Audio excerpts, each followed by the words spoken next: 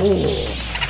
Sometimes a cartoon series can be destroyed or made even worse by a cheap, disappointing, or completely lackluster ending, leaving a foul taste in the viewer's mouth.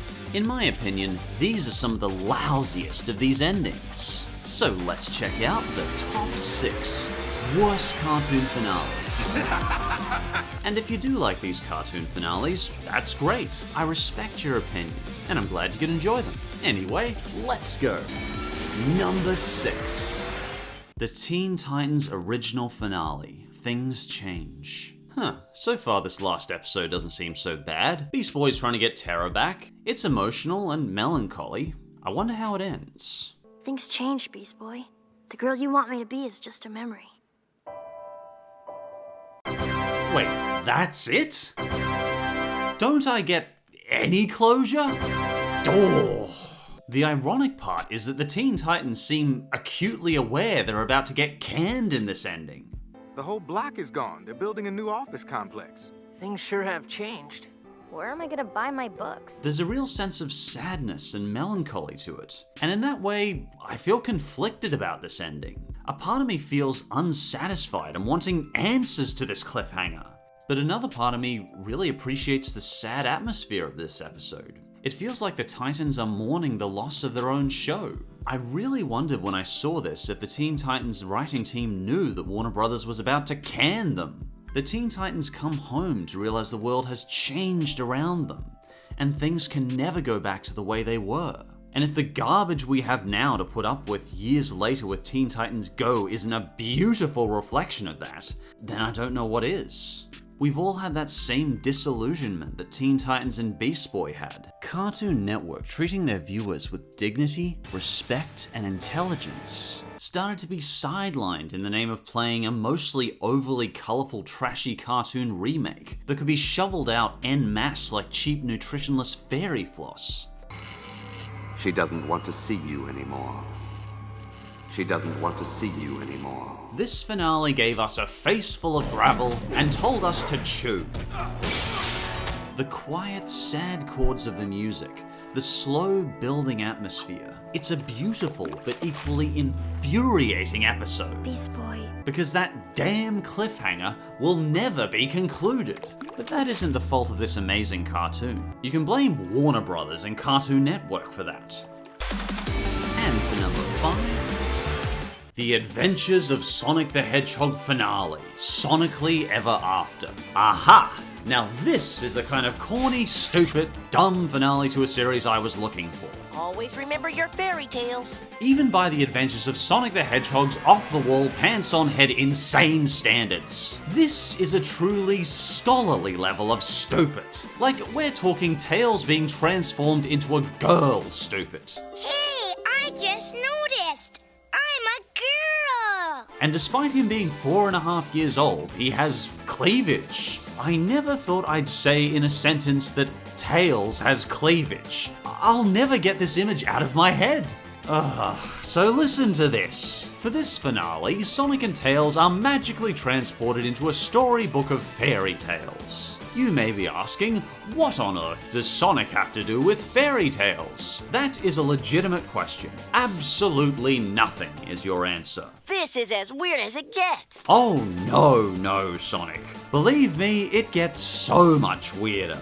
And guess who the evil Wicked Witch in Hansel and Gretel is? Why don't you two sweet, adorable children come inside us for lunch? Didn't you know? Robotnik likes to dress up in drag for the great finale of the first Sonic series ever made. So the nice witch Robotnik's house is made of course, chili dogs. His house is made of chili dogs. I feel like there's a slight variation on the fairy tale that wasn't there before. And, Cleavage Tales seems keen to head right on inside the old witch's house for dinner. I mean, who wouldn't trust a face like this? Why don't you two incredibly cute tykes help me by stirring the chili while I prepare my secret ingredient? But believe it or not, it gets even more insane. You see, Robotnik has a magic wand. The mad scientist of technology and robots has a magic wand. Whether I turn you into a toadstool. What? Now Robotnik's on a dragon? There's an interdimensional vortex connecting the real world to the fairy tale world? Now the Godfather's there? Now Sonic is Rapunzel? Now Robotnik's in love with Sonic again? Well, technically they're still married, so I guess that makes sense. And now the giant of the fairy tale is a jazz musician. This is how Sonic ends? Sonic even outright lies to us at the end, promising more Sonic episodes soon. But it's no fairy tale to say, see you soon for more adventures of Sonic the Hedgehog. While this series is a guilty pleasure for me, this ending was clearly made by a deranged lunatic. And number 4, Johnny Bravo, back on Shaq. I've never quite been able to disregard how disappointed I was in the end of Johnny's story. How does Johnny Bravo's final season end? Does the final season conclude with him finally meeting the right lady? Does he accept that he might be single for a while and start focusing on other aspects of his life? Does he just give us one final crazy taser-filled, pepper spray-filled night on the town? No, that would make sense to do. Instead, we just get your traditional Hanna-Barbera sellout episode. This time, for Shaquille O'Neal. And it's about as entertaining and satisfying as Shaq Fu was. In other words, you'll likely have a more fulfilling experience being repeatedly bludgeoned over the head with a blunt object. The episode doesn't even have that much Johnny Bravo in it. It's basically 10 straight minutes of Shaq doing basketball. I swear Hanna-Barbera is being paid $1,000 every time they put Shaq's name in a sentence. This final episode had zero closure, and feels more like Hanna-Barbera just tried to shove in one final celebrity appearance at the last minute to cash in on Johnny Bravo. You hear that, half pint? That's for you and me, dog. Resulting in an ending having all the pleasure and joy of having your head ground into the pavement. And the third worst cartoon finale is Sonic the Hedgehog, the Doomsday Project. I've got a bone to pick with this ending, and it's not just a cliffhanger ending. Now don't get me wrong, I love this series. In fact, the funny part is, this final episode starts off with an amazing build-up. It keeps smart, has a beautiful face-off with Sonic having to overpower a roboticizer in Robotnik's lair, but something weird happens in the final third. Some people call this kind of ending the Deus Ex Machina ending. Essentially, it's where one thing comes along that magically makes everything right, even in the most terrible situation. In this case, we have the Deep Power Stones, the end-all super win button to make everything right. Now don't get me wrong, I like Sally and Sonic working together at the end. What I can't stand is them suddenly getting magical bubbles around them and destroying all of Robotropolis in essentially a corny love conquers all message. I mean, how is Sally suddenly running at super speed? So anyway, Sonic and Sally magically destroy all of Robotropolis in a flickery, flashy mess that looks like the animation budget ran out 90% into the episode. Seriously, what is with this flickery disco effect? I don't even like to show it because this stupid flickery effect wouldn't be tolerable in even one of my crummy videos. Yet alone in the season finale to Sonic the Hedgehog. The weird part is that we can see the same repeated footage of explosions over and over, but they don't have any actual exploding sounds, just more flickery flashes. Aside from this effect being highly annoying and making no sense at all, this sudden magic and love fixes everything ending goes against the entire feel of every episode before this. Yes, nature and human will is meant to conquer the technology in this story, but magical bubbles and magical power stones fixing everything is just stupid. And behold, with that seizure-inducing disco fest, everything is better. And don't get me started on this cliffhanger. Well, don't celebrate too soon, Hedgehog.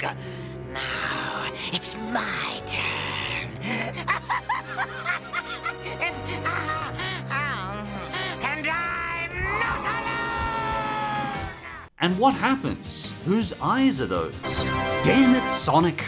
Sorry, guys. Didn't happen. Oh no! We outdoomed! Jeebus forbid we let an actual decent Sonic cartoon series continue. In case you're curious though, the writers later said those eyes were meant to be Ixisnorgus's eyes. This was an amazing Sonic series that was dark, questioning, subtle and emotional. So why we got this weird disco magical bubble ending is beyond me.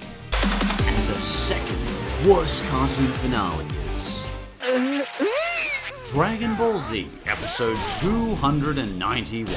Okay, I'm breaking my no anime rule to talk about this. While I think GT also had a terrible last episode, let's discuss Z's ending to Goku's 291 episode journey through the most powerful, fearsome creatures in all the universe. Until Baby and Omega Shenron came along. But anyway, how does Goku complete his epic long journey? Why, by going off to train a random guy in some obscure village because apparently he's a reincarnation of Boo. And Goku gets him to fight by telling him his mother is fat. Your mother's so fat, that cows moo at her! My mom isn't fat! Okay, so this is how we're finishing the epic saga of Dragon Ball Z. Oob. This character that we know absolutely nothing about is introduced to us in the 290th episode, and he's apparently easily outmatching the power of Vegeta, Piccolo, Gohan, Goten, and Trunks in one fight. And we end with him being the new focus of the series. Why? Oob's a nice enough guy, I just never found him at all an interesting character. And when I first saw this ending as a kid before school when I was 8, I felt legitimately gypped and annoyed. The ironic part is that even the English dubbers seem to think this ending is stupid. I mean, just listen to this line delivery from the awesome Sean Schommel, followed by Bulma's line. I hate to do this, but I just wanted to let you all know I'm going to live in Oob's village so I can train him. Goku! That's lame. Yes, Bulma, that is lame. Goku disappears for what he claims may be forever, leaving behind his children and granddaughter, for no other reason than to train this random guy he met who got angry when he said his mother was fat. That's it. He might be the reincarnation of Boo, maybe? Even then, do we really need a reincarnation of Boo? That's it, Pan. Beat him up. Make him pay for ending the most well-known anime in the Western world on such a stupid cliffhanger. And the ironic part of all this? In GT, Oob is completely sidelined and eventually turned into a piece of candy by Baby, serving as barely an episode worth of filler while Goku trains with the Supreme and Elder Kai. So even the writers found him boring. This finale is silly, cheesy, annoying, unsatisfying, pointless. I just found it a disappointing, bad ending to an otherwise unforgettable cartoon. And before we get to number 1, I've got a few quick honorable mentions. Young Justice, Endgame. While this got a few recommendations, I actually really liked the ending to Young Justice. I like the disillusionment the team goes through as the evil man is somehow voted into power by the people, and their sadness over the loss of Wally, and how they recover from this sadness. It's bitter, but it has a bite, and it has some guts to it. Reboot, Crouching Binome Hidden Virus. This ending was basically the main villain Megabyte becoming a Trojan virus and taking over the entire system. And that's it, leaving us with a good old cliffhanger with no closure whatsoever. Though to be fair, I think the creators ran into budget cuts. The Adventures of Flapjack. I really liked this ending. I don't know what people are talking about. I liked them becoming human and floating away. It was funny. Danny Phantom, Phantom Planet. I didn't mind this ending. I mean, sure, it wasn't amazing, but it concluded up the loose ends, and I actually liked seeing the world and Ghost work together to stop the Phantom Planet from colliding with the Earth. It's a bit cheesy and felt a little bit random when Danny and Sam kiss at the end. But there is much, much worse finales out there. In fact, let me show you. Yes! And the number 1 worst cartoon finale is Mr. Pickles Season 1 Finale, The Lair. And now we jump into the ever-special category of rotten. You ever wondered how this psychotic, evil, murdering, Satanist dog ended up? While I personally had hoped he'd end up in a taxidermy clinic, he unfortunately continues to spread his misery and suffering, and we get to watch him every torturous step of the way. So how do you end an already cataclysmically abysmal series? Why, with gratuitous blood, vomiting, inside-out faces, and dog shagging, of course. What's that? You're still not upchucking your lunch yet? Well, we're only getting started.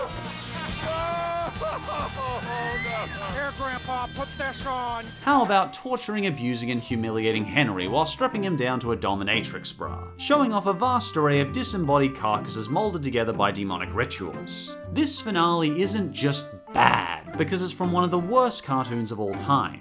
It's bad because it somehow makes this abysmal cartoon even worse. Like, how do you top this? I hope you burn in hell, you gum-gum. Would you believe it gets even worse? So Mr. Pickles once again avoids being discovered, knocks Henry into a river of blood, sends him out through a river of blood showing him more necrophilic corpse porn, and finally, this stupid mutt frames Henry, gets his family to turn against him, and they send him to the asylum threatening to lobotomize him. Just wow. I think they ticked every single squirmy, distasteful box ever made. It can't be bad enough that its animation is as attractive as a campsite toilet bowl. It's not bad enough that it's continually cruel, stupid, and pointlessly ultra-violent. No, you have to lock away the only hero against the mass-murdering sociopathic mutt in the show. Just bad dog. Bad dog. This is the most disappointing, ugly, irritating, painful cartoon finale I've ever watched. I personally consider Mr. Pickles' Season 1 finale, The Lair, the absolute worst cartoon finale of them all. Well, it's sad to see some of these series get prematurely cancelled, sometimes leaving on disappointing cliffhangers. But most of these endings are quite old, and I like to think modern cartoon creators are always learning from the past. Cartoons like Gravity Falls, Avatar, Legend of Korra, Regular Show, and Gumball have seen their endings coming, and have done their best to give us satisfying conclusions that allow us to say goodbye to these characters. Not always giving us a completely happy ending, but one that might hold a mirror to our own world and we can see the humanity in. And if you think I missed a particularly lousy cartoon finale, feel free to let me know in the comments. And if you'd like to be notified when I release these videos, feel free to hit the bell icon next to the subscribe button. A few people have mentioned they haven't been notified about my new videos, so I thought I'd mention it. And as always, thanks for watching, and I'll see you next time.